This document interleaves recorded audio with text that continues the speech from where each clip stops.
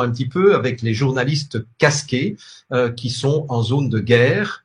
Et vraiment, sont-ils en zone de guerre? Alors regardez, cette journaliste qui est là pour nous dire que la situation est extrêmement douloureuse, extrêmement délicate, alors que la dame sort avec son vélo pour aller faire ses courses.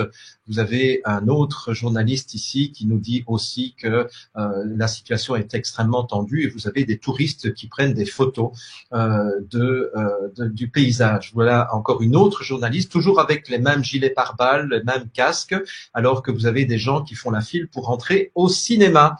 Et encore une dernière journaliste qui nous fait part du chaos dans lequel elle vit actuellement, avec la petite dame qui se ramène avec son cabas d'avoir été faire ses courses. Donc voilà, ça c'est une première. C'était juste pour m'échauffer. Vous voyez, on peut se demander de qui se foutent-ils. Voilà, mais ce n'est pas la seule chose. Les pauvres victimes sont vraiment des victimes de l'armée russe, vraiment. Eh bien, on va y aller. Alors, vous voyez que vous avez à gauche l'histoire, donc on nous dit ghetto de la Macronie, donc la guerre en Ukraine, et vous voyez que la photo est datée du 25 février 2022, mais quand on prend la peine de faire une petite recherche, on se rend compte que exactement la même photo, eh bien, elle est sur un site où on peut acheter des photos. Et c'est une photo dont le copyright est du 4 novembre 2010. Ça va? Allez, on continue. Celui-là, ça c'est un héros de la guerre, c'est un journaliste. Et donc, ce qui est noté, c'est we are set to announce that the first American casualty of the Ukraine crisis has taken place. Donc, ça veut dire nous sommes tristes d'annoncer que la première victime américaine de la crise d'Ukraine a eu lieu. Toutes nos pensées et nos prières pour la famille de l'activiste Bernie Gorse, qui est mort ce matin après avoir sauté sur une bombe russe. Vous voyez sa tête, voilà. Donc, et donc c'est bien du 23 février 2022. Le problème, c'est que cet homme est déjà mort auparavant. Voyez, là, le journaliste Bernie Gorse executed in Kabul by Taliban soldiers. Donc, ce journaliste héroïque a été exécuté par les talibans, les soldats talibans à Kaboul.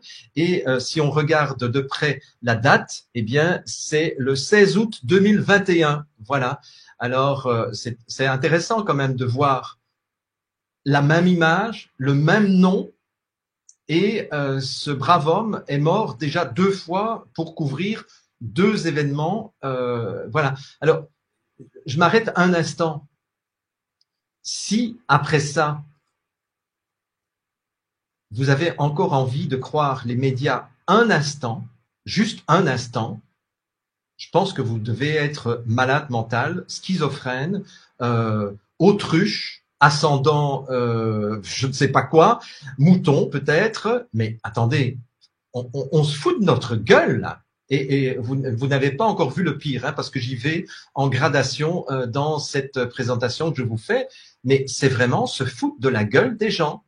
Et c'est avec des choses comme ça que la population va être derrière leurs dirigeants en Europe et aux États-Unis pour dire oui, il faut aller défendre le peuple ukrainien. Ça me fait vraiment penser à ce qui s'est passé au moment des attentats de Charlie Hebdo, qui là aussi était une attaque sous faux drapeau, évidemment, et ce ne sont pas des islamistes qui ont été massacrés les gens de Charlie Hebdo, mais bon, on y reviendra un autre jour si vous voulez.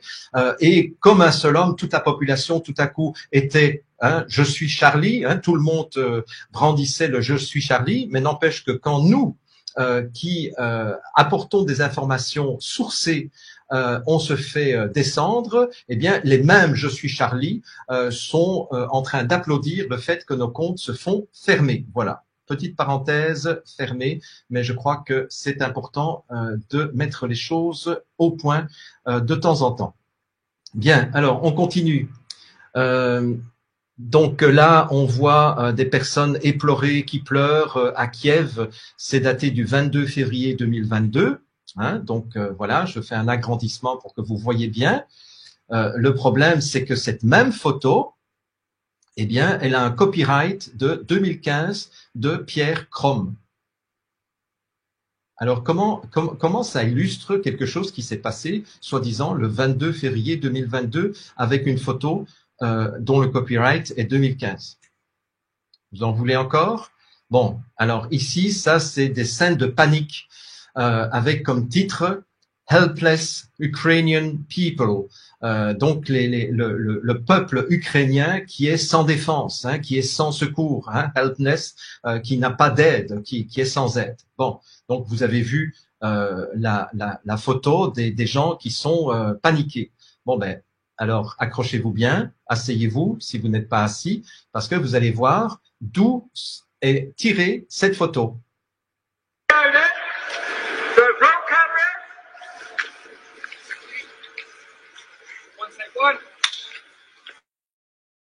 Here we go, and action!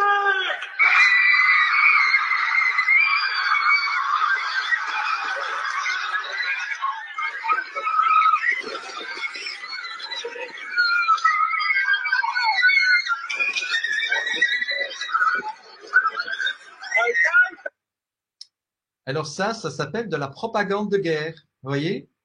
Intéressant, hein? Je ne sais pas si ces gens ont été payés ou simplement... Ça vient du film The Kaleidoscope Man. C'est ça, voilà. Et donc vous voyez comme quoi, sans aucune vergogne, ils récupèrent des images de films pour illustrer je dirais la terrible situation du peuple ukrainien. Alors, est-ce que l'Ukraine est un État démocratique? On a plusieurs personnes qui ont dénoncé le fait qu'il y avait des néo-nazis, ont été critiqués. Et Poutine, d'ailleurs, a dénoncé le fait qu'il y avait des néo-nazis au sein de l'Ukraine depuis quelques années. Alors, voyons si c'est vrai ou pas. Et ça, ce qui est intéressant, c'est que c'est un article du Figaro qui date de 2018 et où donc Ukraine, les milices extrémistes du bataillon Azov.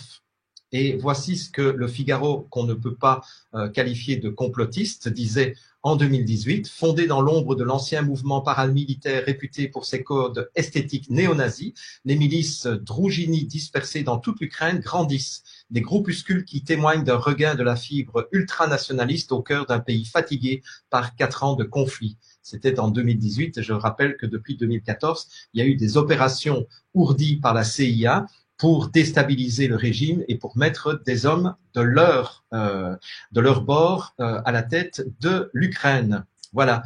Et quand on regarde, bon, vous voyez bien, vous reconnaissez le drapeau ukrainien quand même, hein, c'est le bleu et le jaune, on le voit partout. Vous voyez la croix gammée, je pense que ça doit vous rappeler quelque chose.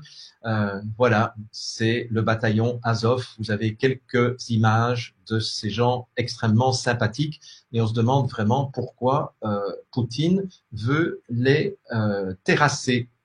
Voilà, et les exterminer. Alors, est-ce que nous avons un président courageux à la tête de l'Ukraine? Vous voyez, là, on nous dit que he took off his clothes and put on a military uniform to join the troops in fighting to protect the Ukrainian homeland. It's a true leader. Donc, il a enlevé ses vêtements pour revêtir l'uniforme militaire, pour rejoindre les troupes dans la lutte pour protéger le territoire ukrainien. C'est un vrai leader. Bon, le problème, c'est que cette image a un copyright du 6 décembre 2021. C'est con, hein? C'est vraiment con, hein?